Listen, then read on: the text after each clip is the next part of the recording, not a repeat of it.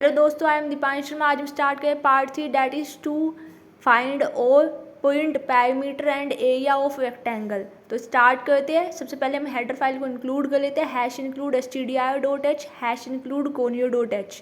उसके बाद हम इंट मेन, हमने फंक्शन जो बनाया मेन फंक्शन, उसका रिटर्न टाइप इंट लेंगे तो हमें रिटर्न 0 भी देना पड़ेगा। तो हम सबसे पहले इंट मेन लिया, जो हमने अपना मेन फंक्शन बनाया, कर्ली ब्रेसेस लगाया, ओपन और क्लोजिंग एक साथ ही लगा लो, फिर आप भूल जाते हो। उसके बाद रिटर्न 0 भी दे दो। उसके बाद गेट ch भी लगा लो, क्लियर स्क्रीन भी लगा लो, फिर आप भूल जाओगे तो आपका जो है आउटपुट स्क्रीन होल्ड नहीं हो पाएगी। और क्लियर स्क्रीन इसलिए लगा लो क्योंकि आपका कोई भी गार्बेज कलेक्शन आउटपुट स्क्रीन पे नहीं आएगा। उसके बाद हमें यहाँ पे 3 वेरिएबल बनाने पड़ेंगे। एक तो हमें लेना पड़ेगा पैरीमीटर और एरिया निकालने के लिए सबसे पहले आपको फॉर्मूला पता होना चाहिए। तो पैरीमीटर ऑफ रेक्टेंगल क्या होता है, 2 इंटू ब्रैकेट में L प्लस बी, LOB हमारी लेंथ एंड ब्रेथ होती है। तो हमें एक तो लेंथ चाहिए, एक ब्रेथ चाहिए। और पैरीमीटर के लिए PER वेरिएबल ले लिया, एरिया निकालने के लिए एरिया वेरिएबल ले लिया। और ये सारे ही वेरिएबल हमने किस टाइप के लिए है, इंट टाइप के लिए है। तो मैंने वेरिएबल डिक्लेयर कैसे किया, इंट स्पेस L लिया है हमने लेंथ के लिए, कोमा B हमने लिया ब्रेथ के लिए, PER हमने लिया पैरीमीटर फाइंड आउट करने के लिए, और एरिया हमने लिया एरिया फाइंड आउट करने के लिए, और सेमीकोलन लगा दिया।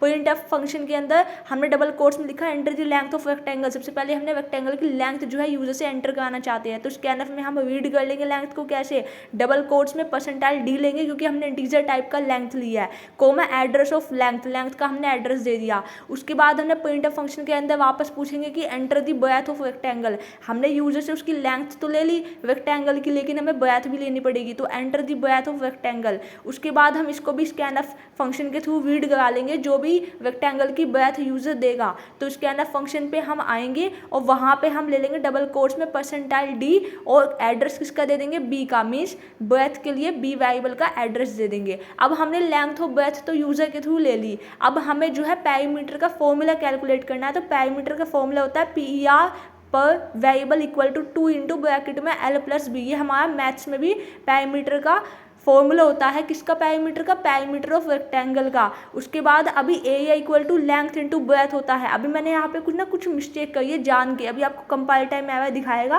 क्योंकि मैंने यहाँ पे पैरीमीटर और एरिया का फाइंड करने के बाद मैंने सेमीकोलन नहीं लगाया है। और उसके बाद मैंने यहाँ पे पॉइंट ऑफ में किसको पॉइंट करा देंगे, perimeter of rectangle equal to percentile D, और इस डबल कोट्स के बाहर आकर के PER वेरिएबल को हमने पॉइंट करा दिया। उसके बाद हम इसी तरीके से पॉइंट ऑफ फंक्शन के अंदर अब एरिया को पॉइंट करा देंगे, और बैकस्लैश एन जो हम यहाँ पे लगाएंगे वो हम लगाएंगे नेक्स्ट लाइन के लिए।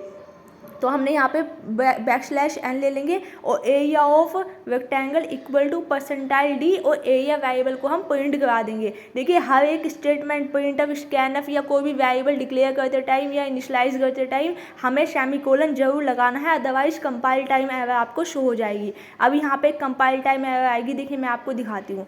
ये कंपाइल टाइम एरर क्यों दिखाया, क्योंकि मैंने area equal to length into breadth के बाद सेमीकोलन नहीं लगाया। ये मैंने जान के गलती करी आपको दिखाने के लिए कि किस टाइप की एरर आएगी। अभी भी मिसिंग दिखा रहा है क्योंकि मैंने अभी PER equal to 2 into bracket में L प्लस बी के बाहर मैंने अभी सेमीकोलन नहीं लगाया, इस वजह से आपको एरर शो कर रहा है। तो ये मैंने देखिए अभी मैंने ब्रैकेट लगा करके वापस से रन कराऊंगी क्योंकि कुछ लोगों को लगता है कि ये तो इस लाइन में एरर दिखा रहा है तो इसी में ही होगी, बट वो इसका मीनिंग है कि इससे ऊपर वाली लाइन में स्टेटमेंट मिसिंग की एरर दिखा रहा है कि आपने सेमीकोलन नहीं लगाया। तो आपको यहाँ पे सेमीकोलन लगा देना है। वापस से आप कंपाइल करोगे, आप सक्सेसफुली कंपाइल हो गया, रन करोगे तो प्रोग्राम आएगा enter the length of rectangle. आपने दे दी 3, ब्रेथ आपने दे दी सपोज 2 या 4, तो इस तरीके से आपका पैरीमीटर ऑफ रेक्टेंगल और एरिया ऑफ रेक्टेंगल आ गया। अभी एक ही लाइन में आया तो उसको नेक्स्ट लाइन में लाने के लिए एरिया के आगे क्या लगा दो, बैकस्लैश n लगा दो, तो ये नेक्स्ट लाइन में आपको आउटपुट दिख जाएगा। बैकस्लैश n का मतलब होता है न्यू लाइन, तो अब आपको न्यू लाइन में दिख जाएगा। आपने 2 और 4 दिए तो 2 4 जो 12, तो एरिया ऑफ रेक्टेंगल आपका 8 आ जाएगा और आपका पैरीमीटर 12 आ जाएगा। Thank you so much, have a nice day, I hope you all are doing well.